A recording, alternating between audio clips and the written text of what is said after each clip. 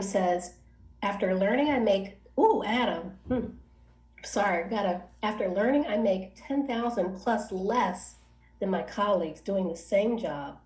Would it be wrong to mention that during the negotiation as leverage to increase salary?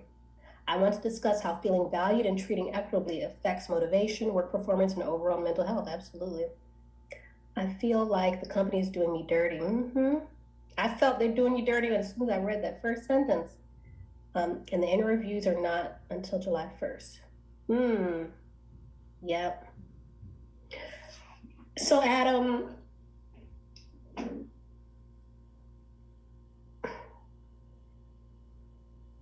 I get so angry when I see hardworking people being taken advantage at work, being abused at work, exploited at work. Um, that's not ethical. It's not right. And one of my missions is to help stop that and help people to get out of those kind of unhealthy relationships with their employer. We talked a little bit about in this mini workshop about what might some of the reasons be that people make such different salaries from each other. And I mentioned that they could have more credentials than you, they could have more time at the job than you, they could, work more hours. There's so many different factors that can come into play. And so, with your question, I imagine that you have looked at those factors. And if not, I encourage you to look at what those other factors may be. Now, it's after looking at those factors logically and with common sense, if you still feel like there should not be that big of a discrepancy. And I personally, I think 10K plus, that's a really big discrepancy. So, just double checking that is a inappropriate discrepancy. I think that it's important to bring up, but not just by itself. When you come into salary negotiations, it's not just about, well, everyone else has this and I don't. That's not the way to bring up salary negotiations. You want to have a balance. And remember, you want to start out collaboratively. And I know that it can be hard to do that when you're feeling so hurt, so taken advantage of. So it's going to be a challenge for you to approach it in a way that builds and maintains relationship. And I know it's going to be difficult to approach it from unintentionality, like, hey, employer, even though your appraisal isn't until July, you can leverage your previous one, okay? And say, hey, my last performance appraisal, I did this, I did that, this was very good, this was very great.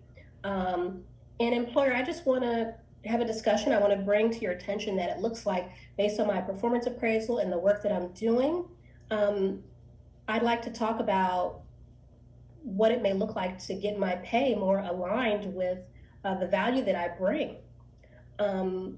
Do my colleagues bring more value than me? Because based on this information I have, it looks like we bring pretty much a similar value. And so if they don't, then why is there this $10,000 discrepancy between us? And maybe asking some of your colleagues, like, why that might be, because maybe, again, they have more credentials or something. But your employer, they may be hesitant to explain it because there's privacy. They can't tell you everything that the other people have. But what is their explanation for it? Say, hey, maybe you don't intend this, but, da da da da. And just share.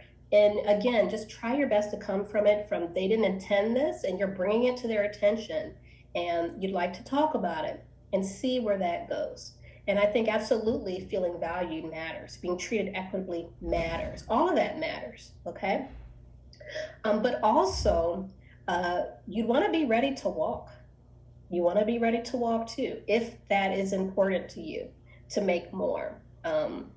Because if your colleagues are making 10 plus more, then you could probably make that somewhere else. Okay. When I work with folks about increasing their salary, I always tell them that the quickest way to make the most money is actually by hopping jobs. That's the reality. And it's true. Even when you negotiate where you are, you're typically going to earn more, get a higher raise when you actually go to another job. That's the fact of the matter.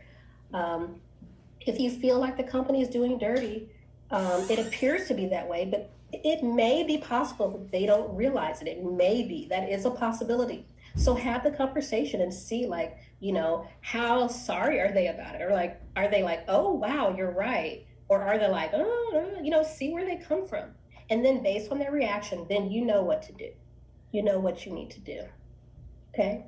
And you're right, it is too long to wait. Um, when I say until your next performance appraisal, that's in like a normal circumstances. But when it comes to this kind of discrepancy, whenever your company is doing you dirty, for example, uh, I work with people who are thinking about quitting their jobs. They say, should I give a 2 week notice, a month notice, or whatever? I always recommend at least a 2 week notice, preferably a month. But if you're being abused at work, if you're being severely mistreated, you just need to go. It's not healthy for you, emotionally and spiritually, for your wellness to continue to be abused for 2 more weeks. It just doesn't make sense. So in certain circumstances, it does make sense to leave early. And in yours, you're right. It doesn't make sense to wait until July. Mm-hmm.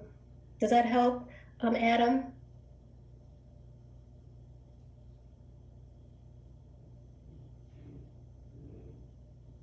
Adam, you still with us? Let's see. Oh, okay, I see in the chat. You are amazing. Thank you. Thank you, Adam. And I just want to recognize that there's a lot of emotion there, what you have going on. Okay. And so take care of yourself. Again, this is about self-care.